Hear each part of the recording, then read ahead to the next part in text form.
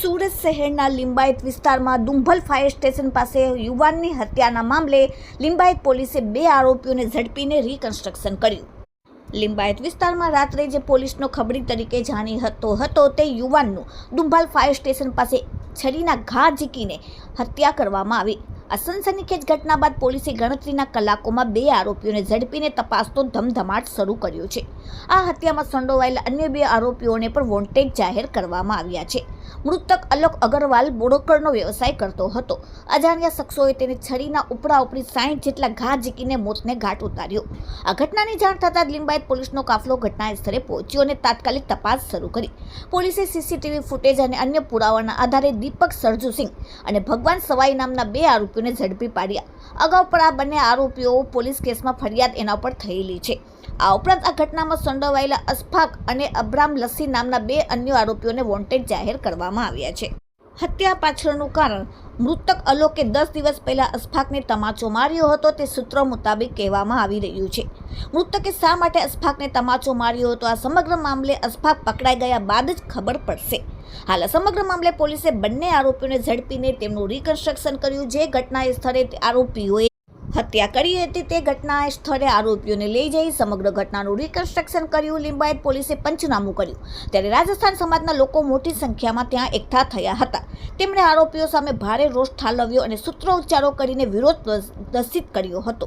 આ દરમિયાન કેટલાક લોકોએ આરોપીઓને દંડા વડે માર મારવાનો પ્રયાસ પણ કર્યો, જેના કારણે થોડા સમય માટે પરિસ્થિતિ તણાવપૂર્ણ બની ગઈ હતી. પોલીસે પરિસ્થિતિ પર કાબૂ મેળવીને રિકન્સ્ટ્રક્શન પ્રક્રિયા પૂર્ણ કરી. પોલીસે આ મામલે વધુ તપાસ હાથ ધરી રહી છે. Bureau report, Daily India TV, Surat. જી સર. સુરત શહેરના લિંબાયત પોલીસ સ્ટેશન ખાતે ગઈકાલે 2 વાગ્યાના અરસામાં વહેલી સવારે એક બનાવ બન્યો હતો, જેમાં મર્ડરની ઘટના હતી. આ બનાવ અનુસંધાને પોલીસે તત્કાલ ત્યાંથી જે ઘટના બની હતી ત્યાંની વિગતો ચકાસવાની શરૂ કરી અને તરત જ જે ગણતરીના કલાકોમાં જે આરોપીઓ હતા એને આઈડેન્ટિફાઈ કરી અને એને પકડી પાડ્યા છે. આ આરોપીઓમાંથી એકનું નામ ભગવાન મંગલુ સ્વાઈન છે અને બીજાનું નામ છે દીપક કુમાર સરજુ પ્રસાદ સિંઘ. આ 2 આરોપીઓની પોલીસે ધરપકડ કરી છે. આ ઉપરાંત અન્ય 2 આરોપીઓ પણ આમાં સંડોવાયેલા છે. એમાંથી સ્થળ ઉપર મારનાર તરીકે અન્ય એક વ્યક્તિ અબ્રાર લસ્સી કરીને છે. પોલીસ હજી એને શોધી રહી છે. આ ઉપરાંત ચોથો વ્યક્તિ અશફાક કરીને છે. આમાં મૂળ જેનું કહી શકાય એ અશફાક છે કે અશફાકનો ઝઘડો જે મરણ જનાર છે એના સાથે થયો હતો અને એ ઝઘડા અનુસંધાને અશફાકના મિત્રો હતા. તો આ લોકોએ નક્કી કરેલ કે આને કઈ ને કઈ રીતના પાઠ ભણાવવો છે. એ પ્રકારની માનસિકતા સાથે એ લોકો આવ્યા હતા. ત્યાં જઈ અને એના સાથે આવી રીતના મારામારીનો બનાવ કરી અને એની હત્યા નિપજાવી હતી. આ બનાવ અનુસંધાને પોલીસે અન્ય જે 2 આરોપીઓ છે એની પણ ધરપકડની અત્યારે પ્રક્રિયા ચાલુ છે. જે ઘટના છે એમાં 2 આરોપીઓ જે પકડાયા છે દીપક કુમાર અને ભગવાન મંગલુ સ્વાઈન, આ બંને વિરુદ્ધ અગાઉ પણ એક ગુના છે, જેમાંથી દીપક કુમાર વિરુદ્ધ ડિંડોલી ખાતે કોરોના વખતેનો જે 188નો કેસ હતો એ અને જે જાહેરમાં જુગાર રમીને કરતો હતો એ પ્રકારનો કેસ નોંધાયેલો છે.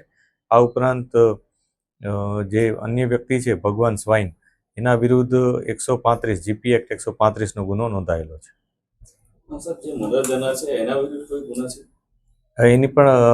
એના વિરુદ્ધ પણ કેટલાક ગુનાઓ છે, એની તપાસ અત્યારે ચાલુ છે. આ ઉપરાંત અન્ય જે લોકો સંકળાયેલા છે એના વિરુદ્ધ પણ અમે જે તપાસી રહ્યા છીએ કે એમાં કોણ કોણ કયા પ્રકારના ગુનાઓમાં સામેલ હતા. અને બીજી એક વસ્તુ એ છે કે આમાં જે લોકો ચોથાનું નામ આપે છે અશફાક, એને પણ એવિડન્સ અમે વેરીફાઈ કરી રહ્યા છીએ કે ખરેખર એ ઇન્વોલ્વ હતો, કઈ રીતના ઇન્વોલ્વ હતો, એ લોકોનો જે વાતચીત થઈ હતી એ વાતચીત અમે તપાસી રહ્યા છીએ અને એ મુજબ જે પણ એવિડન્સ મળશે એ મુજબ કાર્યવાહી કરવામાં આવશે.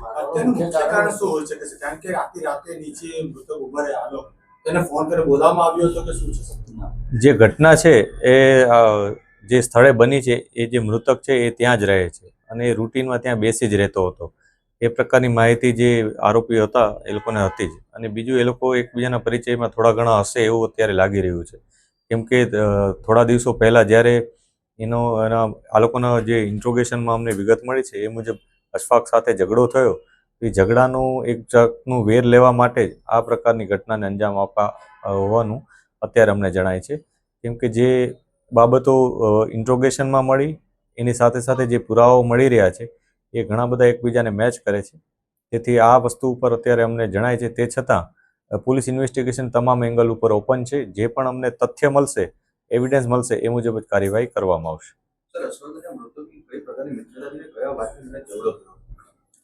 અશફાકનું ઝઘડો કયા વાતને લઈને થયો હતો એ બાબત તો જ્યારે અમે અશફાકને પકડશું ત્યારે જ અમે કહી શકશું.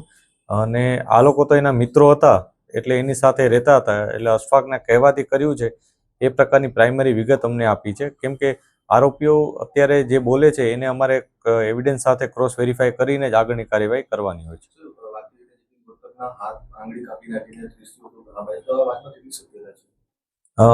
પોલીસે આમાં ઇન્વેસ્ટિગેશન કર્યું છે, ઇન્ક્વેસ્ટ પણ ભર્યું છે અને પીએમ રિપોર્ટ પણ આવનાર છે. એટલે પીએમ રિપોર્ટ ઉપરથી અમે કહી શકશું કે કેટલા ઘા છે. ઇન્ક્વેસ્ટ પંચનામા ઉપરથી આગળની વિગત મળશે. એના ઉપર 3 જણાએ મળીને એટેક કરેલો હતો એ સત્ય છે. એના ફૂટેજીસ પણ અમારી પાસે છે અને એના એઝ એન એવિડન્સ પણ અમે એ બાબતને લીધેલી છે. આ જે 3 આરોપીઓ છે એમાં 2 તો અત્યારે પકડાઈ ગયા છે. એ છે દીપક કુમાર અને ભગવાન સ્વાઈન.